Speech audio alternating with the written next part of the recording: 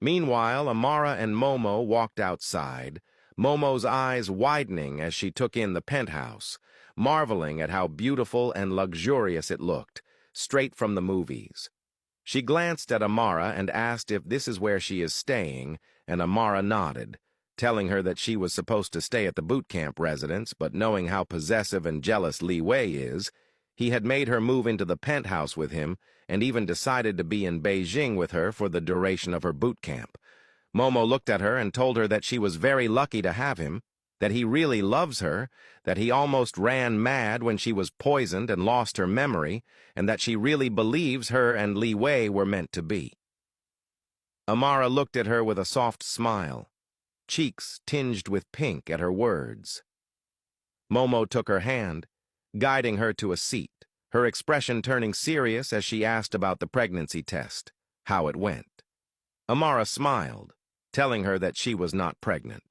Momo sighed in relief, telling her that at least things turned out that way, but then noticed Amara looked a bit down and asked why, that she was supposed to be relieved she wasn't pregnant. Amara told her it seemed as though Liwei was hurt that she wasn't, that when the results came, his mood shifted as though he had been expecting different news.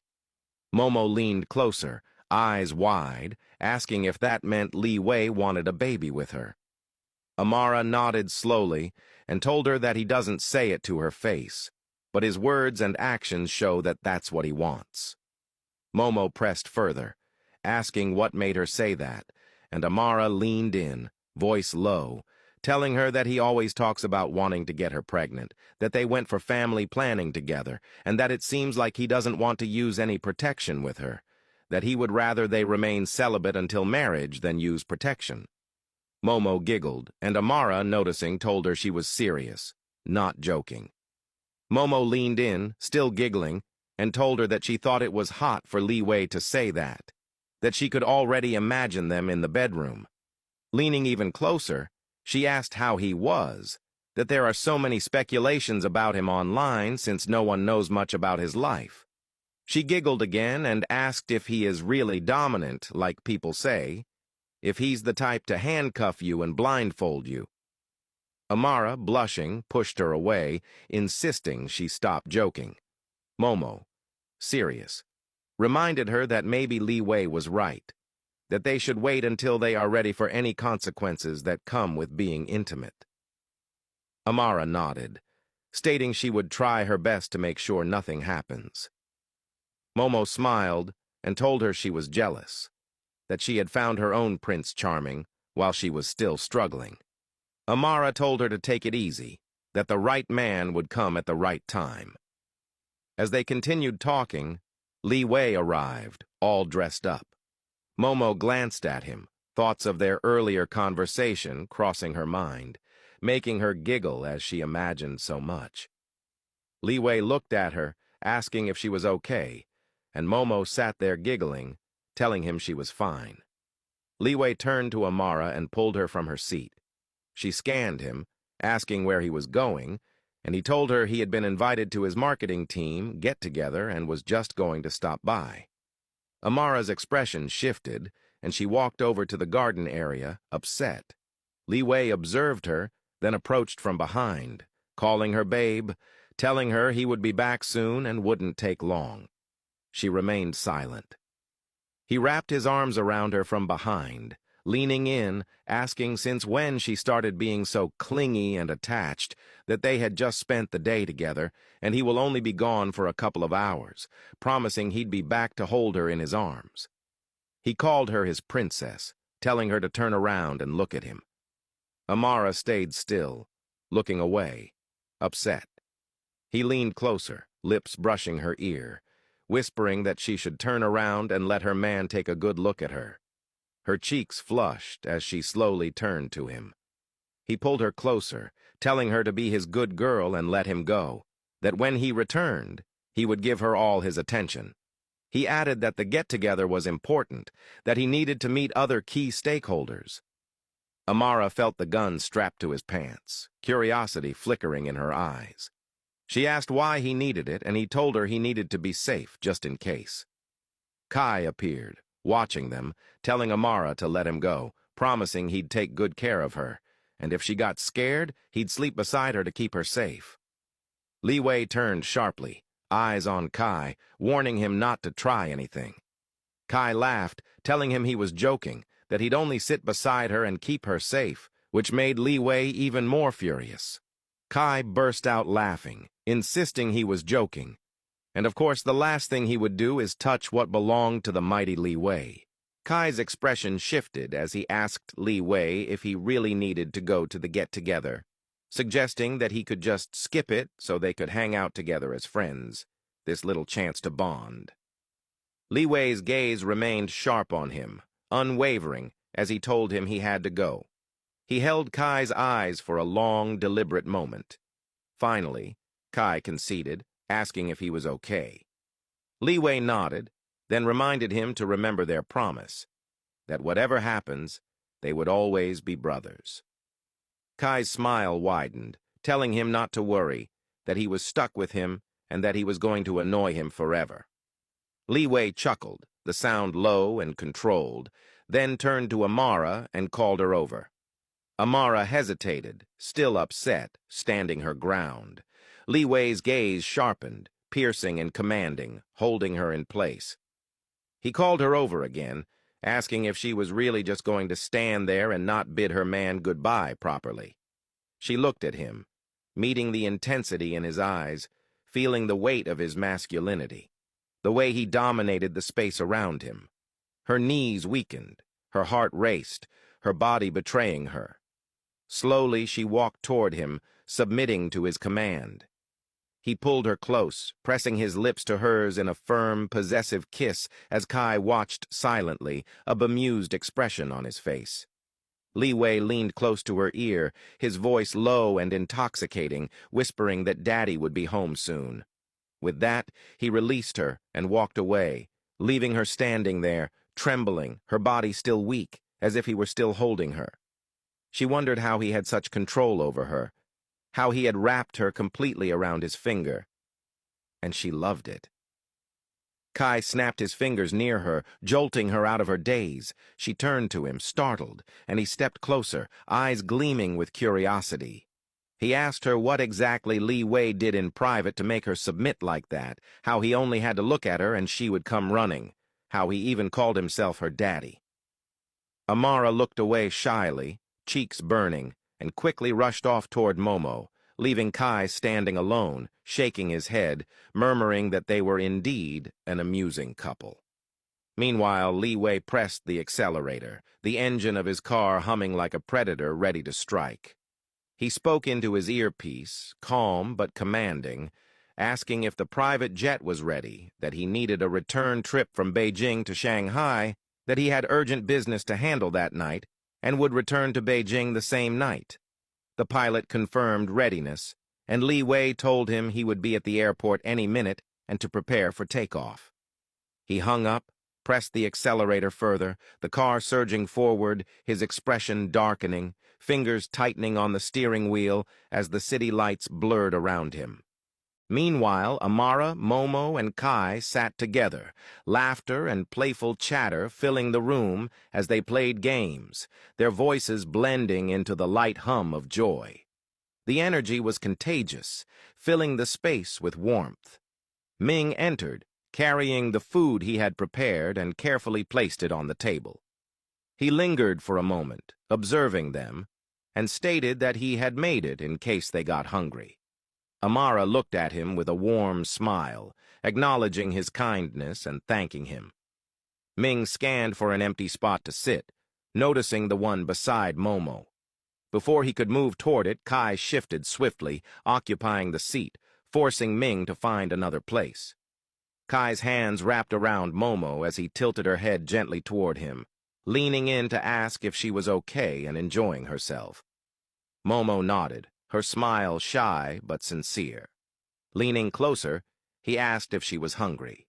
He grabbed a bowl of spicy noodles and began feeding her, teasing that she needed to eat more and not starve herself. His gaze flicked toward Ming, noting his reaction. Ming simply watched, a tense hand gripping the bowl in front of him. Kai chuckled softly, deciding to heighten the moment. He lifted Momo from her seat and placed her on his lap, leaning in closer as he whispered that she should cooperate if she wanted Ming to finally confess. Momo smiled, tracing her fingers gently over his tattoos, curious about their meanings.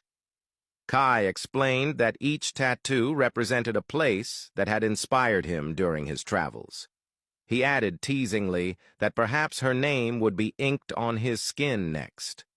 Ming, caught mid-bite, nearly choked, grabbing a glass of water to steady himself. Amara, noticing, asked if he was okay. Ming nodded, though his eyes betrayed the chaos of his thoughts as they drifted back to Kai and Momo. Kai, still focused on Momo, leaned closer and murmured that he had other tattoos in a private place and asked if she wanted to see them. Momo nodded eagerly.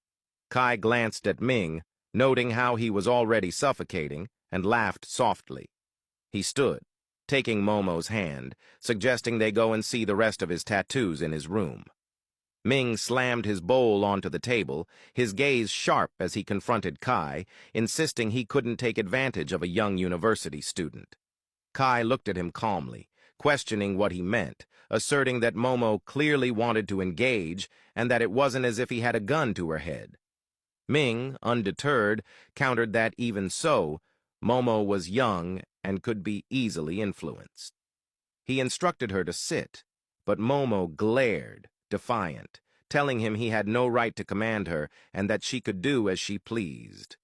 She looked to Kai and insisted they could go.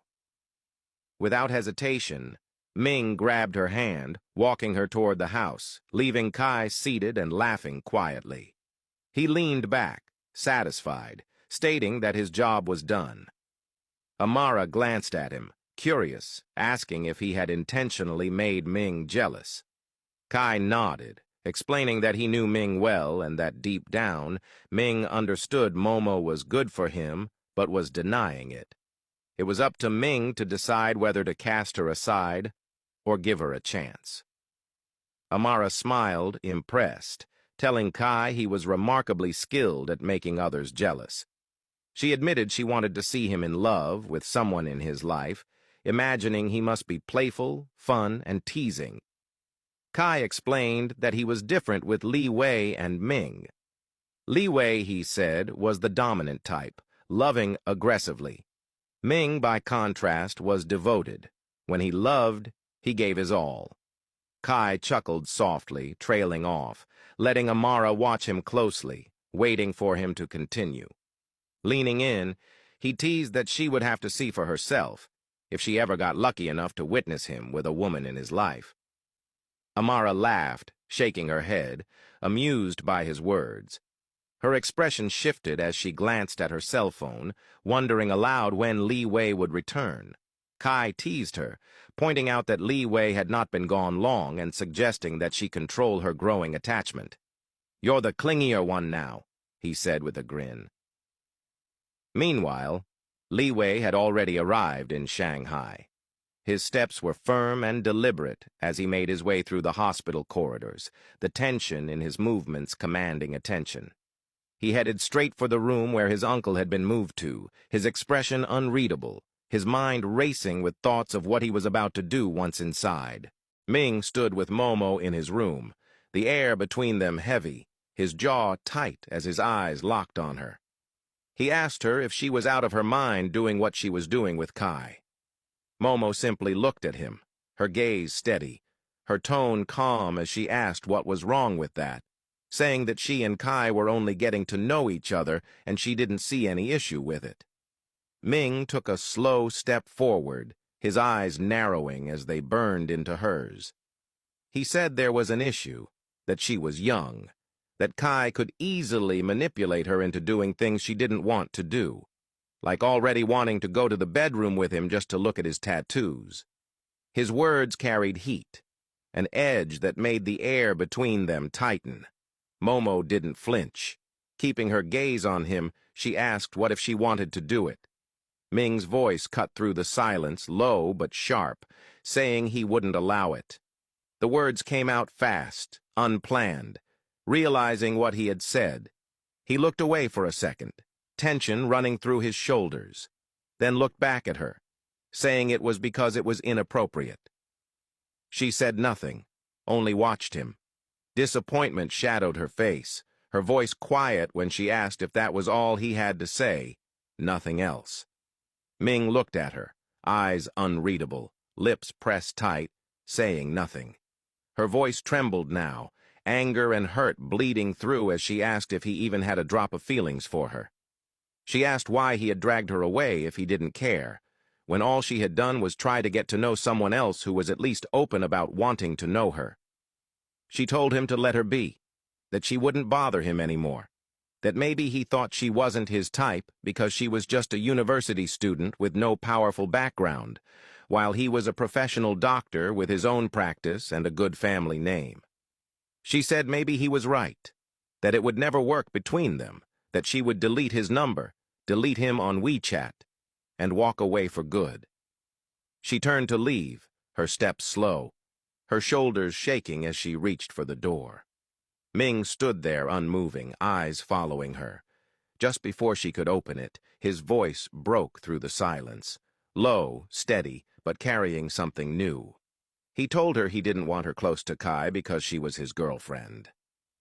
Momo froze, her hand still on the door, her breath catching.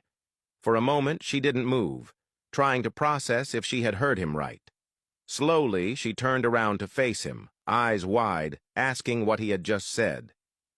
Ming kept his gaze on her, voice even but firm as he told her she was the one who had said he was her boyfriend, and asked if she was already going back on her word by flirting with Kai right in front of him.